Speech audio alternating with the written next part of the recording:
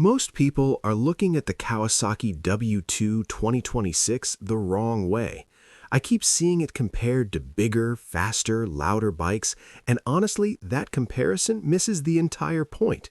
When I first dug into the W2, what surprised me wasn't what it does best, it was what it clearly refuses to do. And that's where this bike gets interesting. I noticed Kawasaki isn't trying to win a spec sheet battle here. They're trying to win a feeling battle, and that's a risky move in 2026. When I compared the W2 to modern retro bikes like the Royal Enfield 650s or even Kawasaki's own W800, the W2 felt more intentional, smaller, lighter, and more focused. It doesn't feel like a budget retro, it feels like a deliberate step back to basics. Most people assume retro means slow or outdated. That's the first mistake. The W2 doesn't feel slow on paper, but more importantly, it doesn't feel rushed. The engine character seems tuned for smooth, usable torque rather than dramatic top-end numbers. What surprised me was how Kawasaki seems to prioritize throttle feel over raw output. That's rare now.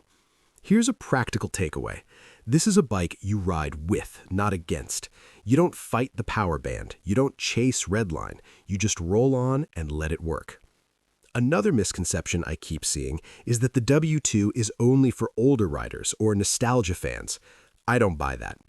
I compared the ergonomics and size to what newer riders usually struggle with: tall seats, aggressive posture, intimidating weight. The W2 avoids all of that. Low seat, neutral bars, relaxed foot position. That makes it unintimidating without being boring. Most people miss how important that is. A bike like this encourages you to ride more often. Short rides, lazy rides, rides with no destination. And those rides add up. That's where ownership satisfaction actually lives. What surprised me next was the styling restraint. Kawasaki could have overdone the chrome, slapped on fake aging, or gone full cosplay. They didn't. The W2 looks clean, almost minimal. Subtle tank shape, simple exhaust routing, nothing screams for attention. And that's the point. In a parking lot full of aggressive nakeds and adventure bikes covered in plastic, the W2 quietly stands out. You notice it after you walk past it. That kind of design confidence is rare. Here's a takeaway most buyers won't consider. Bikes that age gracefully are usually the ones that look simple at launch. The W2 feels like one of those bikes. Now let's talk about performance expectations, because this is where people get disappointed for the wrong reasons. If you're expecting sharp corner carving or highway dominance, you're shopping in the wrong category. I compared the W2's likely riding experience to lightweight twins and classic singles, and it clearly favors composure over excitement. But here's the twist. That composure builds confidence. Smooth suspension tuning, predictable braking, and linear power delivery make you a better rider over time. You stop overreacting. You start reading the road. You relax. Most people think excitement comes from speed. I think it comes from control. Another overlooked detail is sound. Modern bikes are loud or artificially aggressive. The W2 seems tuned to sound mechanical, honest, and calm. That matters more than people realize. A bike you enjoy listening to is a bike you enjoy riding longer. Practical insight here. If a bike exhaust annoys you after 30 minutes, you'll ride less. Simple as that. I also noticed Kawasaki isn't pushing this bike as a tech showcase. No massive screens, no feature overload. That's intentional. The mistake most manufacturers make is assuming more features equal more value. The W2 pushes back on that idea. Less distraction, less learning curve, more riding.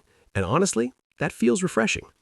Compared to high-tech bikes that demand updates, settings, and constant attention, the W2 feels like something you could own for 10 years without it feeling outdated. That's a big deal in 2026. Another thing most people miss is customization potential. Simple bikes are blank canvases. I compared the W2's design to classic platforms that spawned huge aftermarket cultures, and the similarity is obvious. Seats, bars, mirrors, exhausts, this bike invites personalization. That means your W2 won't look like everyone else's for long. Here's a takeaway if you care about long-term ownership. Bikes that are easy to modify stay interesting. Bikes that are locked into factory tech don't. Now, is the W2 perfect? No. If you want adrenaline, this isn't it. If you want cutting-edge tech, look elsewhere. If you measure bikes only by numbers, you'll miss what this one offers. But that's kind of the point. I think the Kawasaki W2 2026 is a quiet rebellion against where motorcycles have gone. Faster, heavier, more complicated. The W2 chooses calm, simplicity, and connection instead. And honestly, I respect that. This feels like a bike you buy for yourself, not for validation. A bike you keep clean because you enjoy it, not because it's expensive. A bike that turns routine rides into small rituals. The more I think about it, the more I realize the W2 isn't trying to impress you on day one. It's trying to earn your respect over time. And in a world full of loud motorcycles shouting for attention, a bike that speaks softly might be the boldest move Kawasaki has made in years.